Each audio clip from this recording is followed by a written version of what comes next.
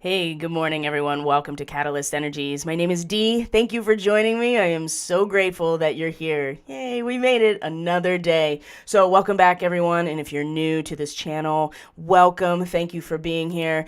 Special welcome, thank you, and shout out to my subscribers on Subscribestar. Thank you so much for not only your patronage, but your investment into your own process and to this community that is building. So, welcome to the 18th of January, 2022. This is the Daily Medicine Transmission. I really am trying to take myself off of YouTube, and it's just a process, right? And timing is everything, and divine timing is the only timing. And it seemed very important to still create the container in the space while we go through these next couple of days in particular. So this is why I'm here. So good morning, everyone, or good afternoon, or whenever you're finding this. You could be catching it on the replay on YouTube. You could be finding this on BitChute as well. So welcome and thank you. So our moon is in Leo right now. Uranus is going to station direct. There's so much to talk about with the astrology today, and this is where we're going to mostly focus. I haven't really been feeling the cards lately. For personal readings and sessions with clients, it's proving to be very useful, as it always does, but even more so lately. But I have not been feeling it in terms of a general reading, but I'm sure that will come about again, or it will find a different way to be expressed. So we're going to focus mostly on the astrology today, and just check in, right? Just check in and see how people are doing, address some things that I thought were interesting. But it's mostly the astrology for today, and to reinforce this Pleiadian Revival window that we're in right now. So if you're not familiar with what that means, or anything having to do with the Pleiades as a star cluster, as a starseed origin site, and certainly as a pretty consistent mythological reference in terms of human society, you can check out that video on either YouTube or BitChute. It's there. It's called the Pleiadian Revival, and it's a journey into the next couple of months that is going to be very resource oriented, and is going to be a reminder about what actually holds inherent value and worth to us as humans, and what has been holding us together. The South Node in Scorpio, it's going to be a rough time during for those who are still bound to the spell, so to speak. So there's a couple things that came up that were interesting that I'm going to share with you, but I'm just going to check in with the chat here and see how people are doing.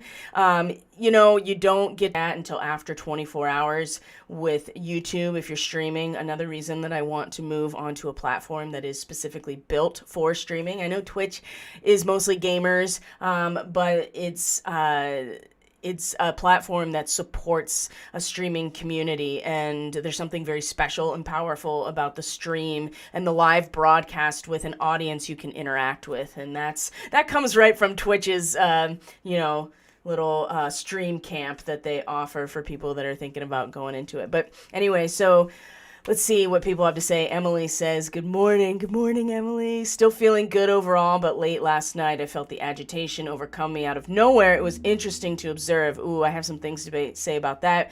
Woke up last night when the Schumann spiked. Apparently that's a thing for O positives. That's just a thing for everybody. I'm O positive too, actually. But I just feel like that's a thing for everybody. But the O blood type is the universal donor. And I'm wondering, too, what that means. I'm sure mineral content is actually different for all the blood types. So maybe it is an O thing that is strongly related to certain types of frequency changes. That's very interesting. I'm going to have to look into that now. Thank you. See, this is why the chat is so important. Feeling very Pleiadian as the moon conjunct my moon in Alcyon, watching the Barbara Marciniak video you posted. Do you know when she spoke? No, that's something that I'm not sure about, but I would say that it was before 2020, because the P's reference 2020 as being pivotal. My guess it's somewhere between 2012 and 2020. And I seem to remember that channeling from a long time ago too. So You're O positive as well? Jeez. And I guarantee you, all the people, Emily, Alex K, yes, send me the article. I would be really into that. Rest assured, I'm sure there is the Rh negative blood type factor hidden in your genetic code somewhere, right? I'm almost positive of that. So all you have to do is just look at where your your parents. So anyway, thank you for all the feedback. I'm feeling very good as well. So Uranus, yeah, let's talk about that. Uranus station retrograde. Mercury is in its retrograde, and it made that sextile to Chiron. We're gonna look at all of this in the chart. Seth's alarm didn't go off this morning, so he was late getting up and going to work. The cats were just insane. Like, they were literally, like, jumping, like, during parkour off of every surface in my house. Like, this is at, like, 5:45 this morning. So I think that there was definitely some agitation. I'm not sure...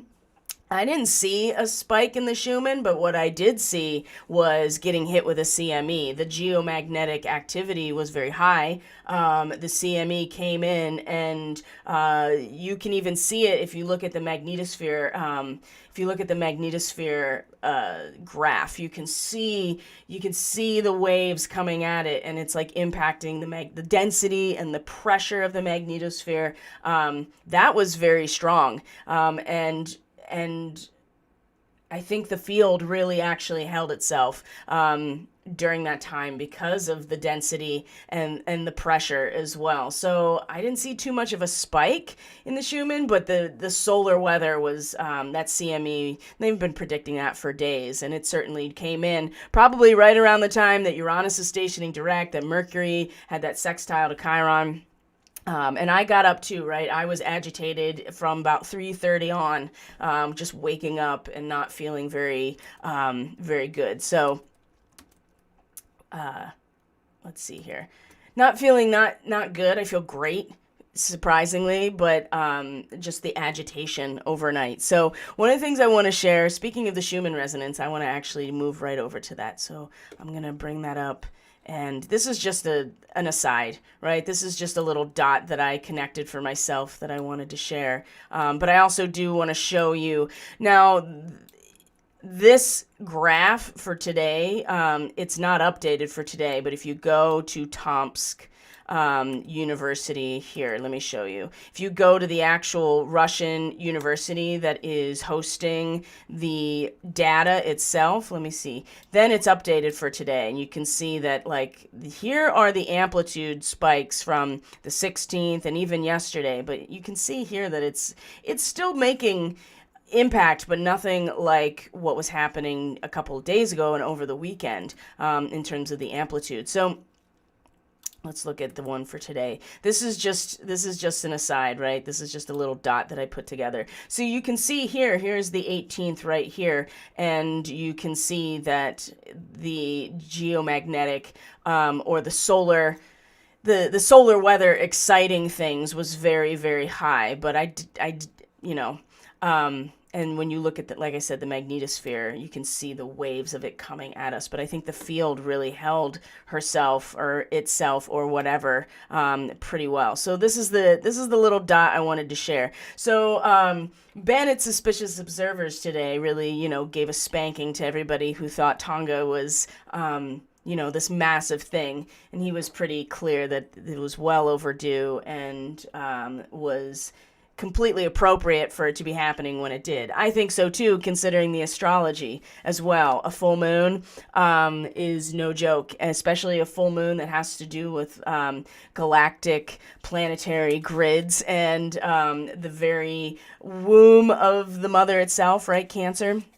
And so to have this eruption is not surprising, especially with Uranus in Taurus about to station, right? Like, is slowing down to a crawl and then is going to turn, back on going forward. So anyway, that's neither here nor there. what I want to show you is that first of all, the gravity waves spread across the entire continent. And I would say probably larger than that, right? Globally, the gravity waves from that eruption. And we saw yesterday the satellite imagery, the Japanese satellite imagery of the explosion. It was big, right? Big and probably perfectly natural. You're going to see so many different aspects about it. So, but this is something that I did want to point out. So it did happen at about 4 to 5 a.m. Universal Time, which is, right in here. So you don't see much of an amplitude change. But what do you see? You see these two drops in the quality right here and right here pretty significantly at the time of the eruption. So the quality of the Schumann took a nosedive when that happened. But you also, there's not a ton of change here in terms of the frequency, except for right here, there's a bit of a spike in this one line. So I don't know. That was just a dot that I put together because we talked about how the spike in the Schumann wasn't lining up with the eruption. So, but it did line up very nicely with this drop in quality in these two realms right here. So anyway, those are just my dots that I put together for myself. So let's see here. We're going to exit out of this. I showed you the Schumann. I showed you the Schumann from Tomsk, and we can move on to the astrology for today. Just kind of keep it short, sweet, a good check-in. I like the streams. The streams will be longer on Twitch because that's what it's built for, and much more interaction. But this is it's just meant to check in right now. So the Uranian energy is very strong right now, and it might be worth some extra attention at some point very soon to unpack the mythology of Uranus and Prometheus. There's a strong connection between Uranus, Prometheus, and Venus and Prometheus, and considering the fact that the North Node is going to, as of today, cross the crack between worlds and move into 30 degrees Taurus. That's very Venusian, right? Venus rules Taurus. So there is a connection to this that I'd love to dive into at some point. But needless to say, there's a lot of Uranian energy because Aquarius, the sun is going to enter Aquarius very soon. We have Mercury in Aquarius now and it's retrograde. Saturn is in Aquarius, and then its ruling planet just stationed direct. And right before the sun comes into Aquarius today, by the end of today, you're going to see that the sun, let me exit out of here. You're going to see that the sun at the last degree of Capricorn is going to be in a trine, right? Everybody's going to make their moves now, right? And there's something very shamanic about the nodes crossing 0 degrees, 0 minutes, 0 seconds before making this shift into new territory. Everybody's going to be whatever grid, whatever matrix, whatever, geometric fractal of reality that you are aligning yourself with, that you are aware of, that you are part of, or choosing to be part of, they're all about to solidify some sort of move, whatever it is. And so being able to see the writing on the wall, being able to see the hidden meaning is a big part of the 29 degree position of Capricorn, right? It's a woman. The Sabian symbol is a woman reading tea leaves. Expands to a symbolic, able to read the energy of the fractal geometry of the matrix, right? This is how divination works. Now, dream analysis in something like Jungian or depth psychology is a version of this for the individual consciousness connecting to the unconscious or the collective unconscious. But when you're talking about Capricorn, divination, reading tea leaves, you're looking at the hidden signature and in the whole field, or not even the field, the whole structure.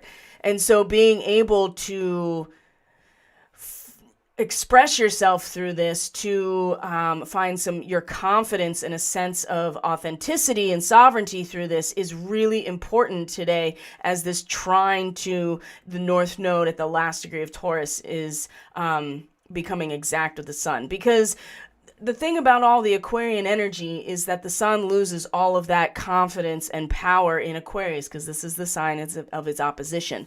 So with Mercury retrograde here, with Saturn that is still very much being Saturn, right, and is like a timepiece and a law of nature, right, and responsibility and structure and very solid form. All of this Aquarian energy with Uranus stationing direct is going to draw the consciousness to those types of themes of the collective as a whole and humanitarianism as a whole. And we're all in it together, right? Because we are, and there's power in that. But it also, the dark side of Aquarius is the hive, right? It's the hive mind. The Borg is a great literary example, and there are a number of, I guess you could call them, just AI in general could fall under this category, and how it's used has a lot to do with the way you conceptualize the Aquarian archetype, either within yourself and in society, right? We're looking at society as a whole, as one entity or organism in the Aquarian, realm. And so you want to be sure as an individual, and that's what the sun truly represents, is each of us as our own sovereign self. We want to be sure we read the signature of this template as we are moving forward in our evolution, as we consummate our own individual efforts that will eventually be part of the structure of the whole. And Mercury in a sextile to Chiron was a big part of this, right? Because we've already had this sextile like a week ago, and now it's retrograde. So when it comes to the acting out of the vision, right, to be let's just read it, right? This is the dynamic incorporation, this degree of Aquarius, 9 degrees of Aquarius, the dynamic incorporation of new social values in individuals who exemplify the spiritual potential and the greatest significance of these values, right? That you act out the vision, you as an individual will incorporate these new social values, and if you are an individual who exemplifies the spiritual potential of these values, then you will incorporate them into your selfhood and be able to act on them. Okay, now Mercury's in its retrograde. This is important. I think that we may have gone kind of gung-ho last week with this perspective in our mind, in our communication, in just the information being presented to us and the way we conceive of it. Now it's retrograde, right? This is our proofreading time and our review time, and really turning on our parasympathetic nervous system and giving ourselves some balance and calm. This is why the alternate nostril breathing is something I posted on Telegram. By the way, Telegram is like the hub of all of our communication as a community, and where I post all of my social media stuff. So little videos and posts and sharing other links of other information is all happening there. So you can find that link in the description box below. I'm parked on Facebook, but I am not active there at all. So if you still end up there, you're going to just be redirected to all these other platforms. So, oh man, I just lost it. Oh boy. Anyway, I think it's important too what's important is the moon is in Leo. So it's really essential right now that we don't lose who we are and we don't forget who we each individually are, because it's going to be that feeling of sovereign, individual, confident, people, self-governing people, and a sense of confidence and a sense of authenticity that the moon in Leo is going to allow each of us to personally connect with. It's important that we don't lose this, and it'll be challenged as the moon moves through Leo, because it's going to start opposing all of this. Well, not all of it, but it's going to oppose Mercury, and it's going to oppose Saturn in Aquarius. It's certainly going to square Uranus today as well. So while there are really big moves that are being, clicked into place, right? It's like, things, all these different cycles that are about to move into position, and many who there's not just one agenda, as we all know, but they're all, whatever they are, it's about to walk through. There's about to be a walk through, and there is about to be, I know that's kind of, things are about to click into place, and people are initiating, these different factions are about to make some moves and solidify them big time. So it's important that we don't forget who we are. So, I mean, we already talked about Mercury and Chiron and Aries, Chiron, the wounded healer. So are we acting out the vision that actually is related to a sense of individuality and a sense of subjective purity, or is it reinforcing or playing off of these wounds, right? This is something that Mercury retrograde right now is allowing an opportunity to reconsider these things, because again, when Mercury moves back into Capricorn, it's going to meet Pluto and come back over and make another sextile with Chiron. So there's plenty of opportunities for the mind and our nervous system and the way that we utilize information and data and how we express those things.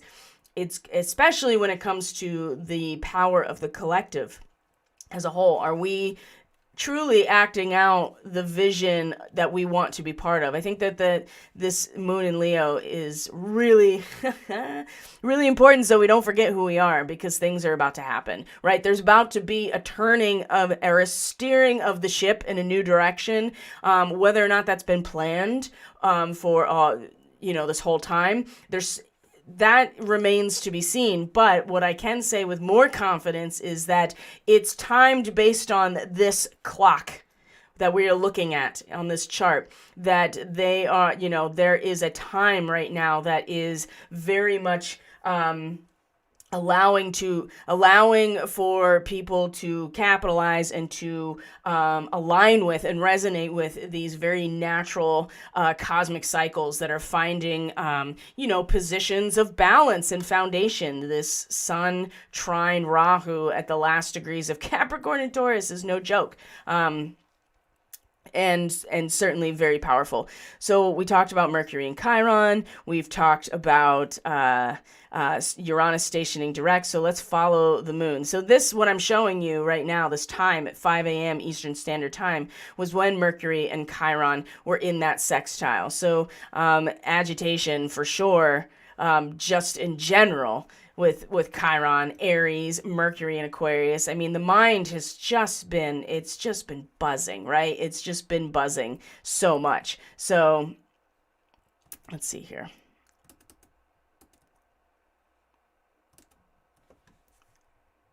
All right, the first thing we're going to look at is the moon comes and makes this quincunx with Jupiter. Jupiter in Pisces, that is right now at this particular degree is like everything is sacred. Like every single mundane thing you do can have a sacred or ritualized perspective to it. Something as mundane as a gathering of people at a market has a ritualized aspect to it and can be made sacred. This is important. This is really important to become aware of and to expand on, right? That this is the case, because we definitely need this. Now, the quincunx to this is that we kind of want to show off our own skills here, right? Oh no, that's a different degree. But we also realize how long these planetary cycles really are. And when we remember that, it kind of So in some ways, this quincunx doesn't seem like it would actually be that tense. It just seems like that as long as we can kind of remember and feel into the reality that how many millions of years have passed on this planet, and how many billions of years have passed in, this galaxy and the universe, and who knows how much, bigger that gets, in terms of a multiverse and multiple dimensions. When we just feel into that, I think it actually very easily fits, strangely enough, with this particular aspect, which is everything is sacred. I can see how that if you allow yourself emotionally to tap into these much larger planetary cycles, it's kind of hard to think of anything in our immediate human experience as having meaning, because it pales in comparison to, these incredibly long cycles, and we're just this blip. And I think that there is a way for both of those things to exist, which is kind of the whole point of the quincunx. You figure out how to transmute these two aspects that otherwise would not fit together.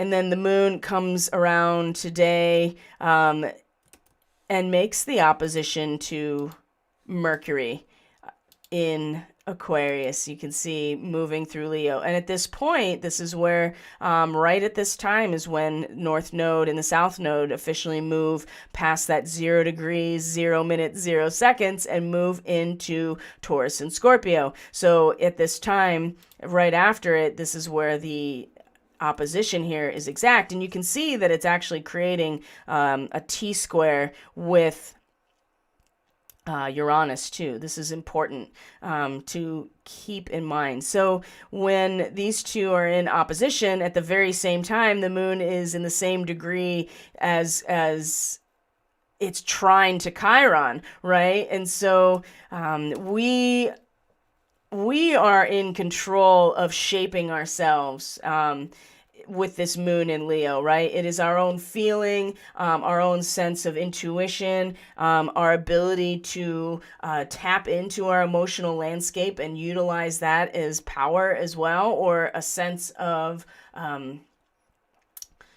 just the power of our feelings is what binds us together, regardless of what, the binding, what the meaning of the binding is for. And so being able to shape ourselves in our own individual authenticity and sovereign nature through our own spirit is really finding some serious traction here with Chiron and Aries. In fact, it really keeps our focus, like being a glass blower. You have to pay attention to what you're doing, and you have to be very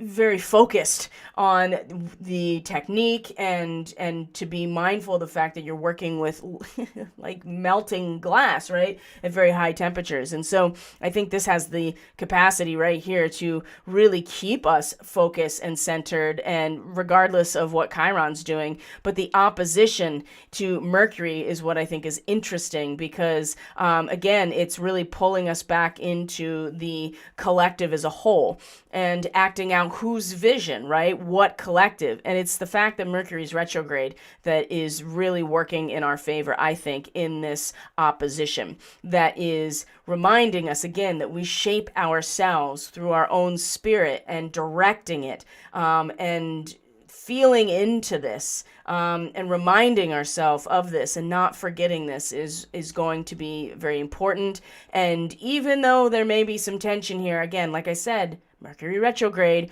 we are meant to be in a time of internalized review of ideas and concepts and the realm of the mind. So allow that to happen and to, maybe sink in a little bit here to this moon in Leo, right? This is, we get kind of I feel like I'm the center of everything when you have a moon in Leo. And if you have strong Aquarius, then you just look to, the opposite of those Aquarian features, what house, or if there's anything in Leo, and you can see where the struggle is between it's all about me and it's all about us, right? We can't forget ourselves, because without ourselves, there is no us. Right? And so there's a lot of focus on us, right? All Pisces, Aquarius, Capricorn, and even Mars in Sagittarius is going to cross the galactic center.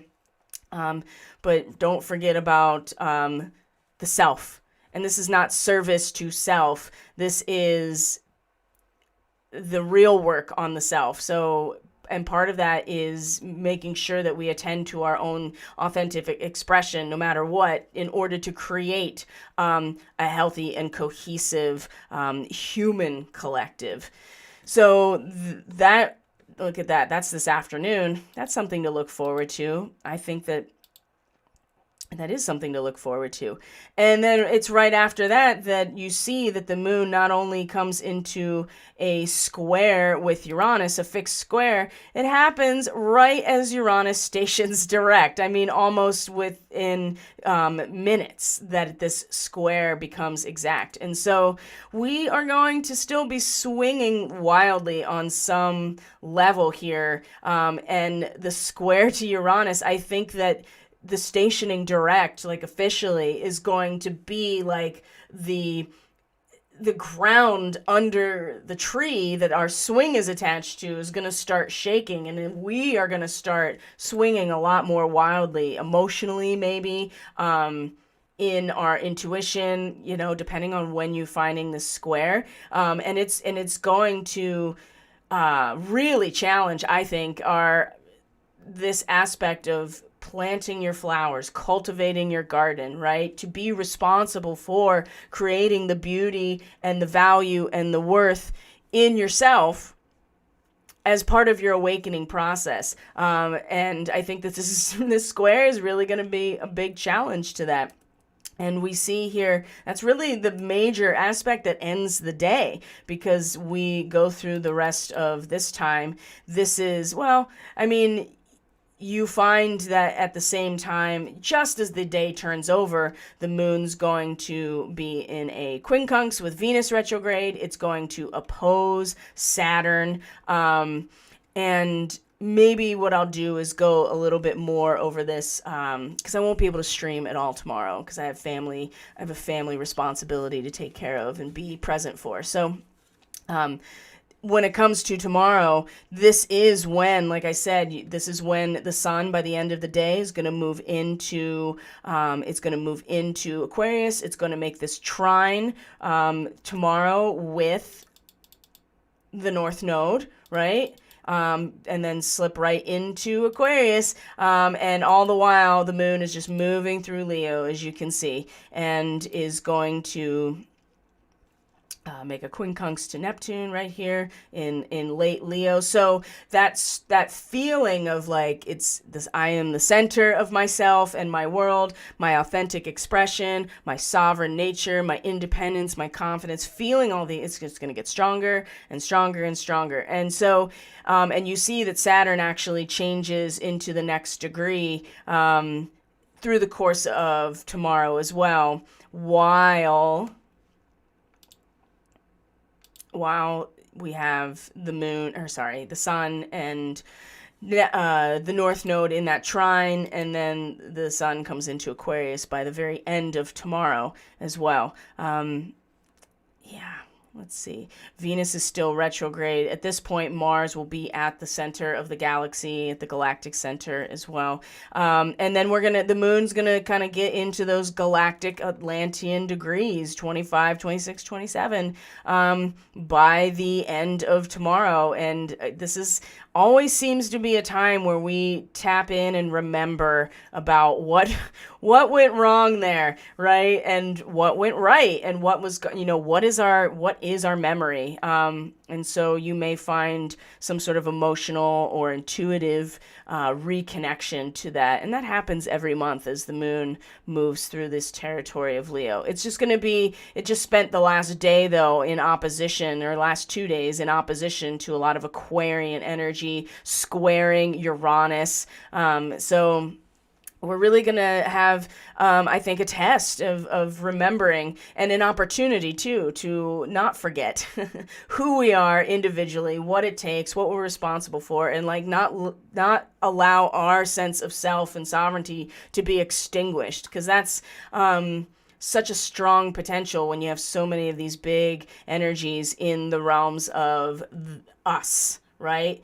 And this is not advocating for selfishness, and you know better. If you're listening to me at all, you know better that that's not what I'm talking about. But we can't forget ourselves, because it's in the hive mind, it's in the collective that these tactics of control are employed. And so we have to really continue to utilize whatever techniques and processes that we've learned work for us to maintain that astral and energetic hygiene. So there'll be something actually today that I'm going to post on Telegram, a little video about some of the minerals that I use, and just give like a little insight into the mineral and crystal realm of protection, especially because the issue of 5G keeps coming up, and there's plenty of resources. And as I was talking to one of my colleagues yesterday, one of the things that she said was, what do you think about these types of products? I'm not even sure if they work or not work. And I'm like, I don't know. I mean, if there's something that seems to take care of all of your issues that suddenly is released and you have to buy it, I don't know. I'm always wary of those things. But what I do know is that there are plenty of natural minerals and crystals and inorganic compounds that actually do have measured effects when it comes to protection, to clearing electromagnetic waves. And I have my own experience to tell about being on the other end of a very profound healing experience that had to do with minerals and crystals in a controlled study. So that's very interesting to go back to that. That was a long time ago. So I'll be sharing that as well. So my friends, I'm going to leave it there for today. I know, just a quick check-in. Let's see if there's anything going on in the chat. Not as many bots. That's just because I'm not on as often. People feeling very Pleiadian. Agitated is a good way to describe how I feel since yesterday. It came on and has been hard to shake. Slept soundly, but very unsettled.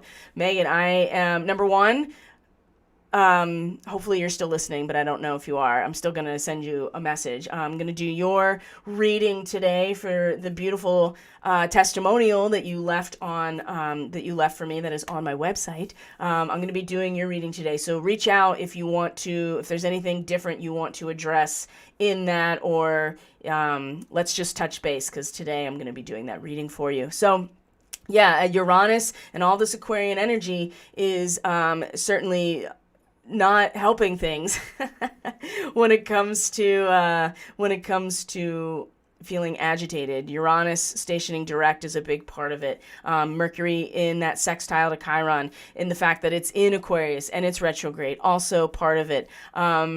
And I would say, too, that the solar weather, I always feel agitated when there's solar weather. And even though the field itself seemed to buffer it pretty well, I still always wake up and I always feel agitated when there is a lot of solar weather that seems to make it to us. So that's part of it as well. And I would say that we are all feeling that that they're steering the ship in a new direction. We can feel the course change, and we can also feel what I already described. I know you can, that there are about to, people are about to make big moves, and they're about to solidify big decisions at a soul and karmic level that is going to propel us forward.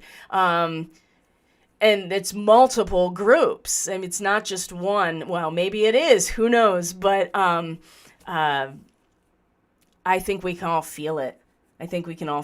And that can be part of the agitation as well. Very much so. So one of the things that I did, and I'll keep putting up these hints and these reminders, or maybe new information to some people on Telegram. So again, if you're not on our Telegram channel and on their chat, then you're really missing out, because it's really the community that is building, that is really cool, because everybody's sharing their experiences and what's working for them. And it's so important that we're all sharing. I mean, this is part of the Aquarian age, right? There aren't going to be any more gurus and teachers in the way that they have presented themselves. That was South Node and Sagittarius should have made that really clear. If it's not already. So, but also too that, we really are, it's about sharing with each other, and everybody having their own equal voice and their own equal experience that is going to create the highest version of this reality. So one of the things, so I'm going to do the crystal thing later because that's a little bit more involved and I'll post a video, but something really quick, right? So one thing that I've been doing is putting cedarwood oil on the bottom of my feet when to ground me. It's incredibly grounding. Any kind of oil that is like a wood or a resin is usually very grounding and has that kind of effect. Cedarwood is incredibly grounding. It's incredibly protective, right? It has those two functions. So if you have access to it, I use doTERRA. I know that they kind of have this pyramid scheme thing going, but they still have like the highest vibe oils. I'm sure there are more that are out there, and I'd be into looking into other types of products, but this is what I still have as doTERRA. So cedarwood oil is really great for grounding. Frankincense is very calming, but it opens your channels. So it's great if you're grounded and you're ready to receive or to go into a much deeper spiritual state, or energetic, changing the brain waves, or downshifting a little bit, but it opens your channels. So it's not going to protect you, frankincense, but I often will put frankincense on my third eye and my crown, and kind of just like, just a little bit. You don't even need to put it on your body. You just need to put it near you, because your field will still, essential oils are seriously so potent. So cedarwood is protective and grounding. I've been using that as well. Of course, lavender is always going to trigger your parasympathetic nervous system and take your nervous system down a couple notches, and it has that cooling effect and relaxing effect. But if you want to ground yourself and keep your agitation at a minimum, the cedarwood has been really helpful. And if you combine that with a little bit of frankincense, you are able to be grounded, calm, but also very open channel. So if you're doing meditation, or you're doing energy work, or you're receiving it in some way, these are great tools for that. Anyway, I'm gonna get going. I had to do some shoveling and some wood carrying this morning, and now I have to go put stew in the crock pot. But I'll be on Telegram today, and so let's stay in touch, guys. And let's see if there's anything else I need to add for today. I don't think so. I think we covered it all. So thank you so much. I truly appreciate each and every one of you. So everything you need is in the description box below. You know the drill. And if you are interested in a reading or energy work, if you want to get on my mailing list, that's through the website.